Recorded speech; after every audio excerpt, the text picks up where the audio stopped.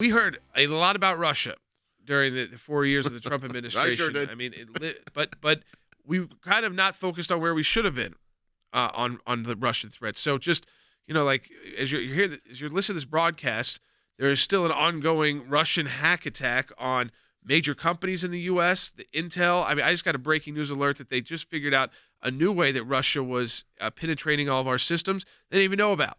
So it is a real threat. But I think it got polarized as a political issue because it was, people like Eric Swalwell and the Democrat Party calling the president a Russian agent, and the Mueller investigation, and that went nowhere. And then it was Ukraine. Certainly, it was and that was a violation to be impeached over because of a phone call with a new Ukrainian a leader. Again, so we didn't focus on the real problems.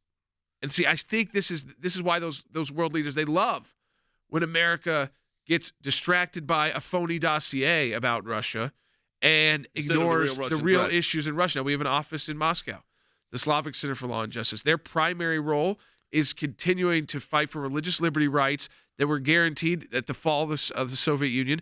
They've been pretty successful. They are very successful.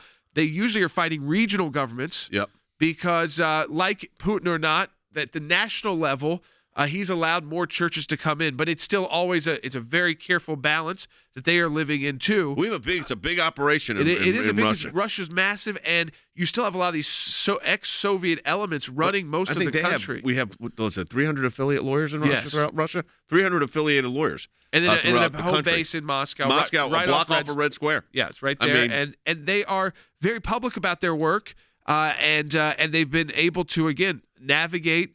Like we talked about these Chinese attorneys that we've worked with. I mean, they navigate a tightrope, to say the least. It is a tightrope. But the threat from Russia is real. Yeah, but the U.S. We ignored that because we got focused on this political Russia problem. Yeah. So taking away the political side, Rick is the former acting director of national intelligence. Russia on the threat matrix. How do you see it? Look, Russia is a problem. It's always been a problem, and it always will be a problem. It's largely, if not exclusively, but largely cyber attacks and misinformation. And the misinformation is usually around election period. We used to call it propaganda, but for some reason they've removed this name, propaganda. Now they've been pushing election interference. But the reality is that what the Russia Misinformation Campaign is largely on social media, and it inflames debates and pushes fake news, misinformation, wrong narratives. It tries to inflame our debates about policy issues, which sometimes are about the elections. But we rushed into, and I would say that the Democrats largely pushed this idea of election interference. They removed the word propaganda and pretended like there were vote machines that were changed. Now, that's what the narrative was for years. When I came in as acting DNI, I asked on my first day for the team to give me the entire Russian collusion file. I wanted to read everything that we had so that I knew what the truth was. And shortly thereafter, what I found is transcripts from House Intelligence Committee meetings under oath, where we also had lawyers present.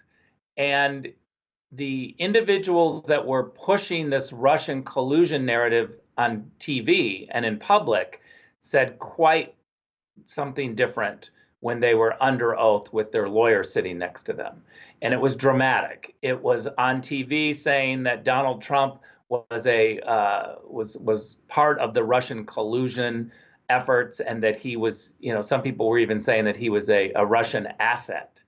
And then under oath, these same people would say, I haven't seen any evidence that says or suggests anything about Russian collusion in our government. It was so stark and so maddening to see a false push publicly and then under oath a completely different story, that's when I started in on saying, well, let's just declassify this. Let's show the American public what these individuals here in Washington, D.C. are saying when they are under oath. And that's, I think, the problem that that we face, and that really ACLJ is going to be able to make a big impact on, is demanding transparency, pushing bureaucracies to stop overclassifying information to protect their PR image, but to give the American people as much information as possible. We shouldn't be afraid of declassifying information. Of course, we have to classify something if it's got a source or a method. And what that really means is a source that we're using to find the information, or the method in which we're using to get that information. And so I was very clear with the team to say, look, if you can show me that this is a source or a method, then we will classify this information. But when you bring to me information that's overly classified, because you're covering up a mistake of the bureaucracy, or you're covering up something that would help you politically, we can't have our intelligence community politicized like this. We have to be honest. So let me give you an example that was really maddening. On the Hunter Biden emails, we saw that the laptop was seized. And right before the election, there was some attention from the center-right media to say, wow, we've got this laptop. His business partner has come clean to say this is it. The laptop has some damaging information, not just about Hunter Biden. This is about Joe Biden as well. And this was all coming out before the election. But we saw 50 former intelligence officials sign a letter that said, this laptop is part of the Russian disinformation campaign. Now, let me be clear. They were wrong. And not only were they wrong, they never saw any classified information or reports. That was a political manipulation that these 50 former intelligence officials did right before the election. They politicized intelligence by dismissing it as Russian disinformation. They never saw actual raw intelligence on this. They never saw any report.